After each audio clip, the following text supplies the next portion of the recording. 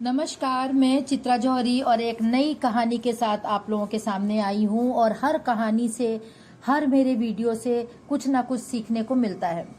तो आज का कहानी का नाम है आलस बुरी बला है। आपने देखा होगा कई बार लोग काम करते हैं और बोलते हैं आज नहीं, कल कर लेंगे काम, परसों कर लेंगे, अभी तो कुछ भी नहीं हुआ है। वैसे ही देखिए, आप कई बार आपने एक चिड़िया की भी कहानी सुनी होगी। एक किसान था और एक चिड़िया घोंसला बनाती है और रोज वो सोचती है कि आज घोंसले को हटाएंगे, आज हटाएंगे। और किसान जो है वो कहता है कि हम जो है खेत को काटेंगे। तो दोनों ही आलस कर रहे थे, चिड़िया भी किसान भी।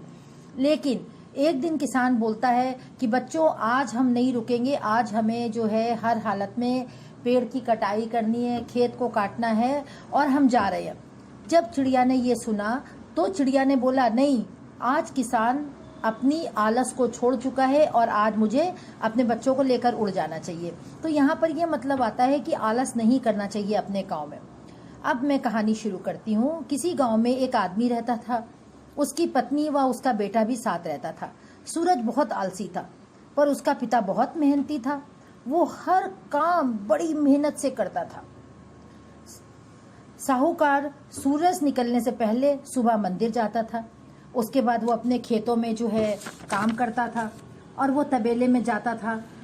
अपने गाय को, भैंस को, सबको देखता था। अपना काम वो हमेशा खुद करता था। अब वो जो मुखिया था वो अपने आलसी बेटे से बहुत परेशान था। वो रोज सुबह सूरज से उठता और बोलता कि बेटा कुछ तो काम कर लो, लेकिन सूरज कुछ भी काम नहीं करता था।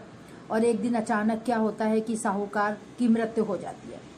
अब मृत्यु होने के बाद क्या है कि वो अकेला हो जाता है। उसकी माँ की पहले ही मृत्यु हो चुकी थी। अब वो घर में अकेला है और घर में थोड़ा बहुत पैसा रुपया जो है वो भी चोरी करके ले जाते हैं। लेकिन वो इतना आलसी हो चुका था कि उसकी कुछ काम करने की आदत ही नहीं थी। अब वो खाना क्या खाएगा, कपड़े क्या पहनेगा, क्योंकि चोर भी चोरी कर चुके हैं, माँ बाप है नहीं, अनाथ हो चुका है, जबकि वो 22 साल का बच्चा था। लेकिन क्या था, उसके नेचर में एक आलस बना था। धीरे धीरे एक दिन वो बहुत दुखी हुआ और दुखी होने के बाद वो अपनी नानी के घर गया। तो नानी ने उससे बोला कि क्या बात है। तो उसने बोला कि नानी, हमारे पास कुछ भी नहीं है। तो नानी ने बोला ठीक है बेटा। फिर नानी बहुत जो है तेज थी। नानी ने बोला बेटा ये खेत में जाओ, आज तुम्हें खेत में गुड़ाई करनी है, खेत में बीज बोना है। और इस तरीके से नानी रोज उसको एक काम देती थी और काम देने के बाद फिर बोलती थी खाना खाना आकर लौट कर। इस तरह से वो जाता था, क्योंकि नानी को भी सिखाना था कि वो आलसी नहीं रहे।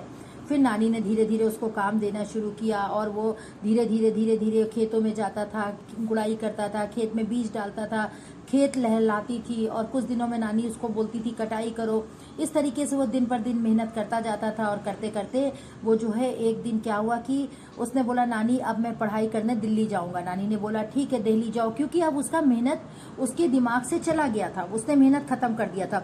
दिल्ली जाता है, वहाँ आईपीएस अधिकारी बनता है और आईपीएस अधिकारी बन के वो अपने गाँव में आता है और अपने माँ बाप का नाम रोशन करता है और वहाँ पे बहुत अच्छा काम करता है गाँव में।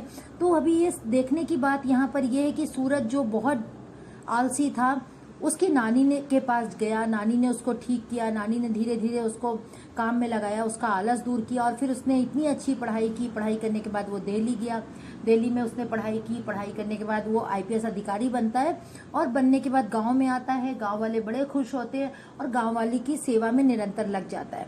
तो इस कहानी से हम ये सीखते हैं कि आलस नहीं करना चाहिए। कई बार आलस के कारण हमारे हाथों से चीज निकल जाती, हमें नहीं मिलती है। हमेशा कहा गया है, एक कहावत कही गई है कि भगवान आपके दरवाजे पे 3 बार दस्तक देते हैं। दस्तक का मतलब है भगवान 3 बार दरवाजे को खटखटाते हैं। आपने अगर पहली बार, दूसरी बार, तीसरी बार भगवान के काम को, बात को नहीं सुना, तो क्या होता है कि आपके हाथ से चीज निकल जाती है। तो जिस समय जो चीज भी मिलती है उसको हमें धीरे से, ग्रिप से पकड़ लेना चाहिए, उसमें मेहनत लगाना चाहिए, पूरी ईमानदारी, पूरी निष्ठा के साथ उसको काम को करना चाहिए। और जब भगवान अल्लाह जो है मेहनत देखते हैं तो वो फिर जो है आपको बहुत आगे बढ़ने में कामयाब करते हैं। इसी के साथ मैं चित्रा जौहरी, धन्यवाद।